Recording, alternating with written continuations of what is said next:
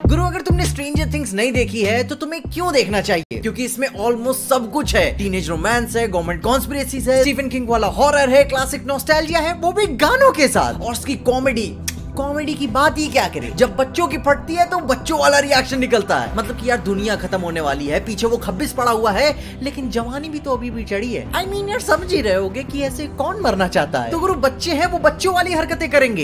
एक पॉइंट पे भाई इनकी कहानी इतनी ज्यादा इंटरेस्टिंग हो जाती है कि वो एलियन की बात छोड़ देते हैं, इनका किस होगा कि नहीं होगा। तो गुरु, it's something like Bollywood multi genre story telling. Serious है लेकिन कहीं कहीं पे इतनी ज्यादा स्वीट हो जाती है कि कुछ सीरियस हो ही नहीं सकता। भाई मजे हैं इसके, अपने मजे हैं। तो अगर स्ट्रेंजर थिंग्स की जो पूरी कहानी है वो उसके अपसाइड डाउन दुनिया की घूम रही है, लेकिन अपसाइड डाउन ही क्यों? अंधेरी गुफा, मौत का कुआं, काली पहाड़ी, इसको कुछ भी बुला सकते थे, लेकिन या फिर ये हमें बड़ी चालाकी से कुछ ऐसा बता रहे हैं जिससे इसके पहले किसी ने ध्यान नहीं दिया। तो बॉस, पॉप कल्चर का ये अपसाइड डाउन थीम मेरे पैदा होने से पहले से चलता आ रहा है, जिससे inversion, settings, characters, camera shots के मोटिव दिखाए जाते हैं। जैसे कि एक लिटरली एग्जांपल उठा के देख लो, द डार्क नाइट में जब बैटमैन जोकर को हरा कर उल्टा लटका देता है और वहीं बैटमैन सीधा रहता है, लेकिन जोकर फिर भी हंसते हुए समझाता है कि खेल खत्म नहीं हुआ है, और उसी प्रोसेस में ध्यान देना, जोकर की तरफ का कैमरा सीधा हो जाता है, जिससे प्रेजेंट होता है कि जोकर के इन्वर्टेड होने के बावजूद भी वो हारा नहीं है। और ठीक यही ट्रोप एम नाइट श्यामलन की अनब्रेकेबल में भी यूज हुई थी,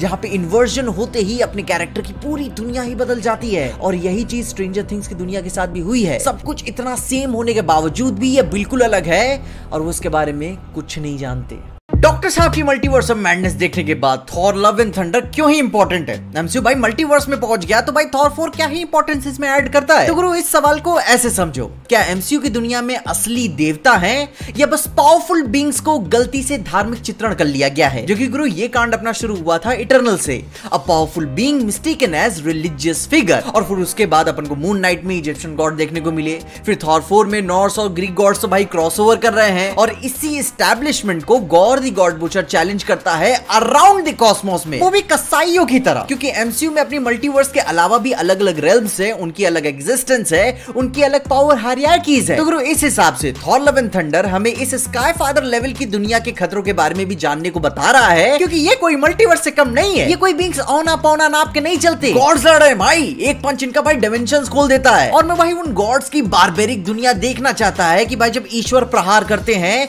तो सदियां सो जाती हैं। तो गुरु, थॉर लव एंड थंडर में जेन थॉर का हथौड़ा उठा रही है, तो क्या एक्चुअल कहानी में कोई भी थॉर का हथौड़ा उठा सकता है? और मेरे एक्चुअल कहानी के कहने का मतलब है कि नॉर्स माइथोलॉजी, जहां से सबकी शुरुआत हुई, कोई मार्वल पार्वल नहीं। तो सिंपल भाषा में बोलूं तो नॉर्स माइथोलॉजी में म्योल्नियर बस एक ऐसा भारी हथौड़ा है जिसे बस थॉर ही उठा सकता है। क्योंकि पोएटिक एडा में थॉर सबसे बाहुबली आदमी है, तो उसने जो भी हथियार उठाया था वो टूट टाट के बराबर हो गया था। तो तब जाके म्योल्नियर का आविष्कार हुआ, जो कि वो भी गड़बड़ बना, वो भी ऑल थैंक्स टू लोकी। लेकिन इस पे भी थॉर को इसे वील्ड करने के लिए आयरन ग्लव्स पहनने पड़ते थे, क्योंकि उसकी जो पावर बेल्ट थी मैजिन जॉर्ज, वो उसकी स्ट्रेंथ को डबल कर देती थी। अब ऐसी बात नहीं है कि भाई उसका हथौड़ा कोई नहीं उठा सकता। भाई पोएटिक एडा में कई बार चोरी हुई है, खो गई है, जायंट से भी उसे उठाया है, लेकिन वो सारे देवताओं ने कांड किए थे। तो गुरु, इधर कोई वर्दी गर्दी वाला मैटर नहीं है, बस इधर मिडगार्ड के इंसानी काबिल ही नहीं है।